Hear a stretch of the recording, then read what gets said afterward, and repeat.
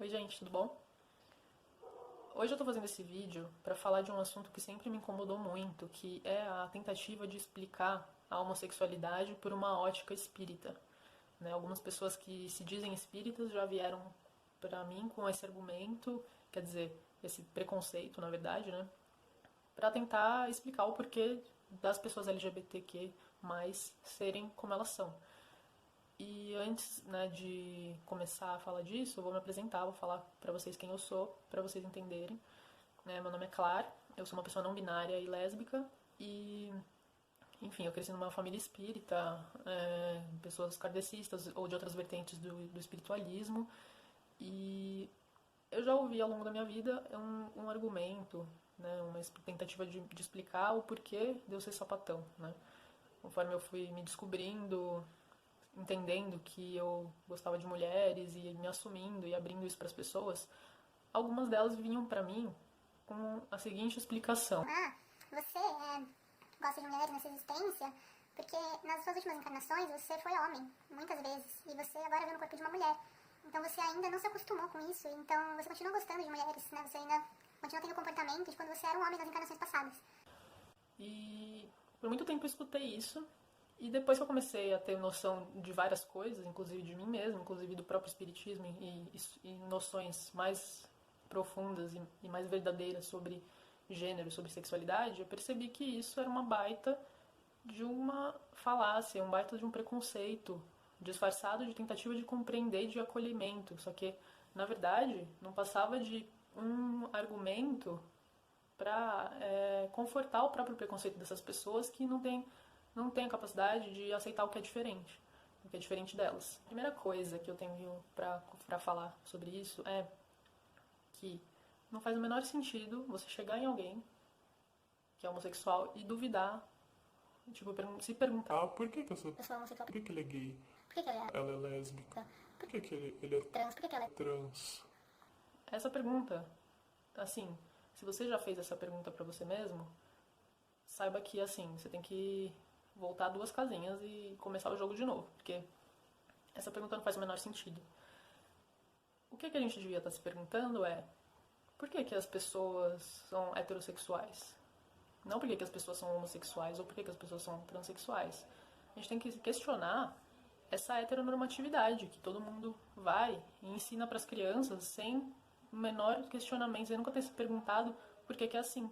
Aí você vai falar: É porque a biologia, o homem e a mulher, Adão e Eva. enfim, tem mil argumentos para isso, né? A gente já ouviu todos eles, mas a gente sabe que nenhum deles tem profundidade para fazer sentido, né? E que dogma não é argumento também.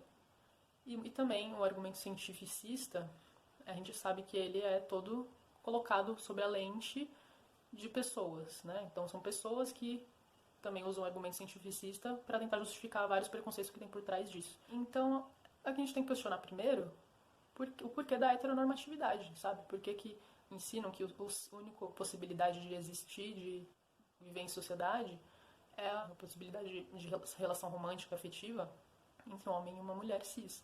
Por que só existem essas duas possibilidades, essa única possibilidade, sabe? Se você é homem, você tem que gostar de mulher. Se você é mulher, você tem que gostar de... Tipo, por quê?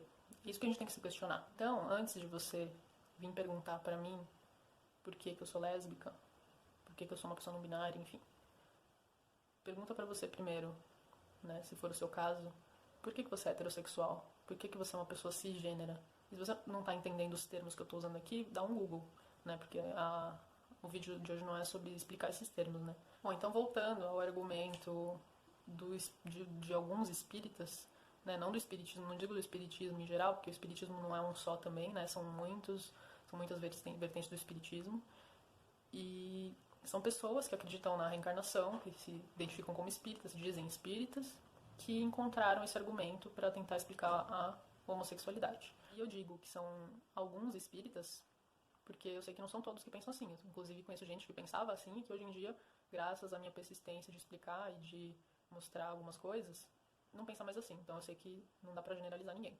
Então, o argumento é aquele que eu já contei pra vocês, que é: por exemplo, eu sou sapatão hoje nessa vida porque eu fui homem em várias encarnações passadas, um homem que gostava de mulheres, e eu continuo perpetuando esse comportamento porque eu não tenho a minha consciência que agora tem um corpo de mulher e que esse corpo de mulher só serve pra se relacionar com o homem. É tipo, esse é o limite do corpo de uma mulher, entendeu?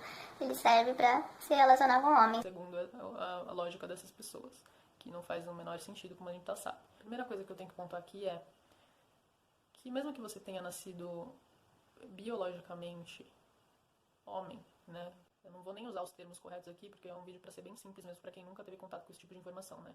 Senão eu falaria que a pessoa foi designada homem ao nascer, mas enfim, talvez complicasse o vídeo. Se você nasceu biologicamente homem, não significa que você está destinado a gostar de mulheres. Isso não significa nada, não tem nada a ver uma coisa com a outra. Se você nasceu biologicamente homem, as suas experiências, a sua sexualidade, ela vai sendo construída ao longo da sua vida, sabe? Tipo, por fatores internos da existência atual daquela pessoa, e das existências anteriores, por que não também, e por fatores externos.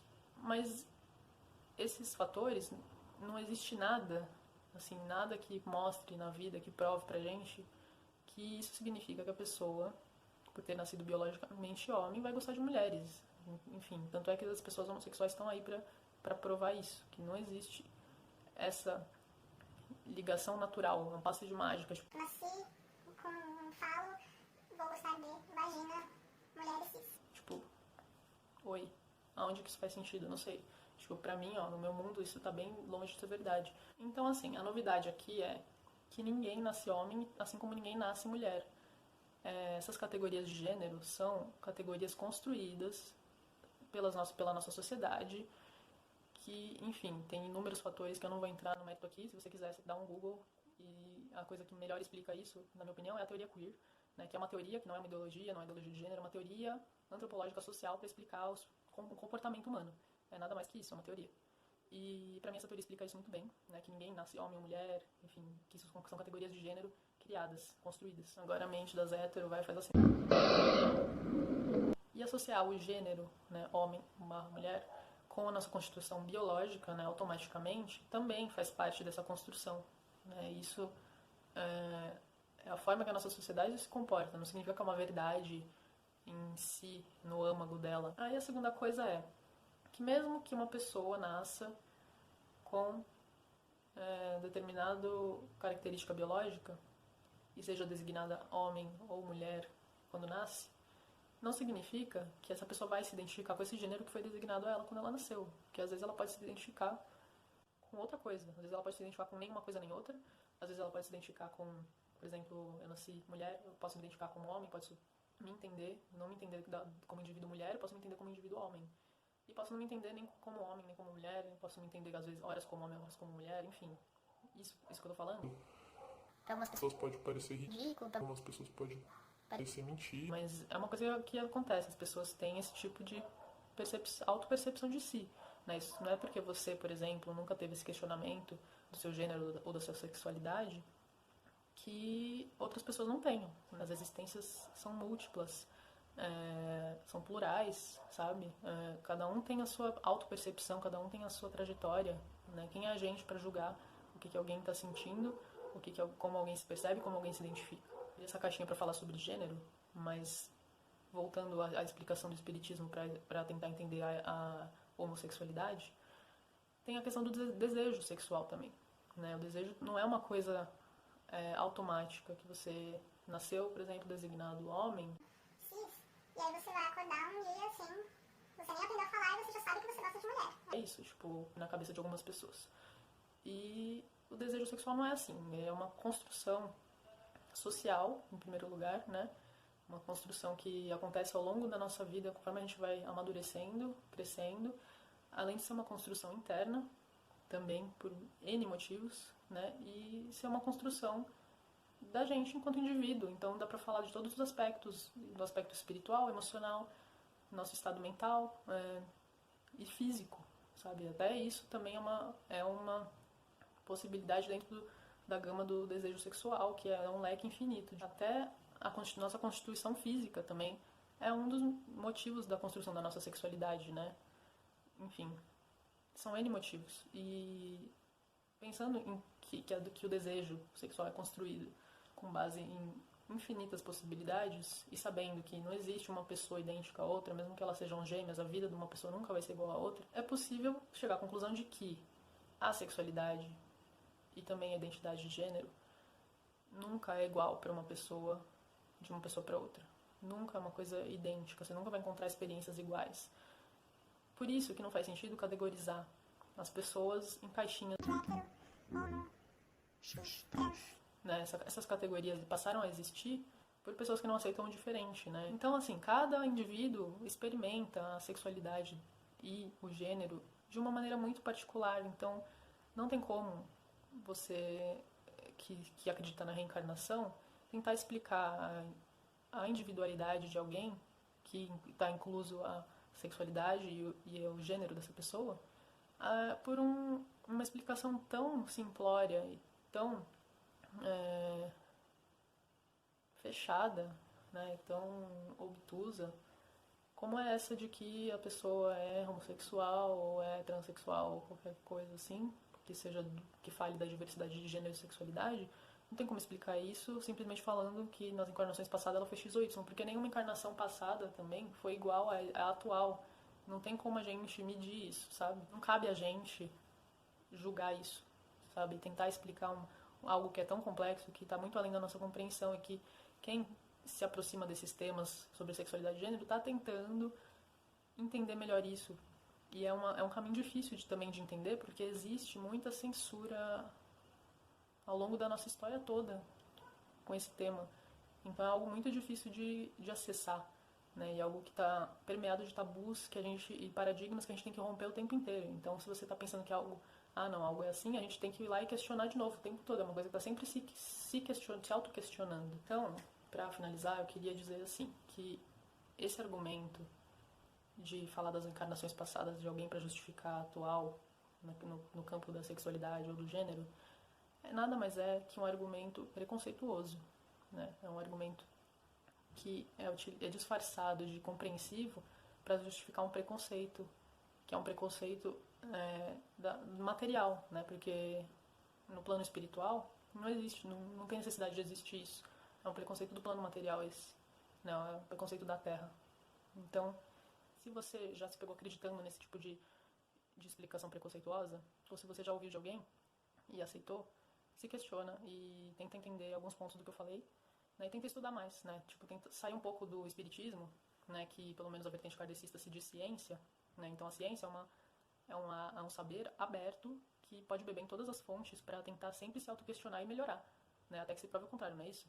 A ciência. Então, já que você acredita nisso, vai buscar outras fontes, vai buscar outras fontes de saber, que não só essa que você pode ter ouvido de alguém, né, às vezes até inclusive pessoas aí que escrevem livros espíritas de referência chegam com esse tipo de argumento. Você vai e aceita, assim, como se fosse isso, fosse a verdade absoluta. Não existe isso. Isso é um argumento preconceituoso que contribui para a nossa invisibilização das pessoas LGBTQ+, para o aumento do preconceito, para a falta de aceitação que a gente já sofre, né? E a gente não precisa de mais um argumento espírita, enfim, religioso, que seja, para tentar invisibilizar e violentar a gente. A gente, enfim, não precisa disso.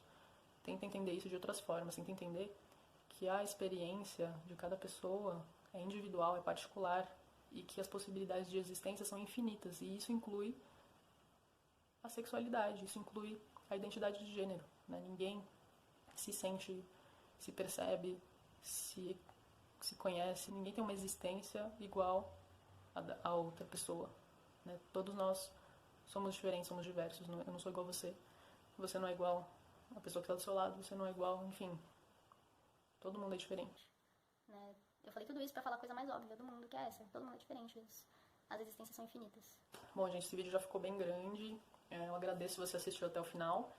E se você já passou por isso, ou passa, de ter que ouvir alguns argumentos preconceituosos de pessoas que se dizem espíritas, mostre esse vídeo pra elas. Manda o link desse vídeo, quem sabe ajude em alguma coisa.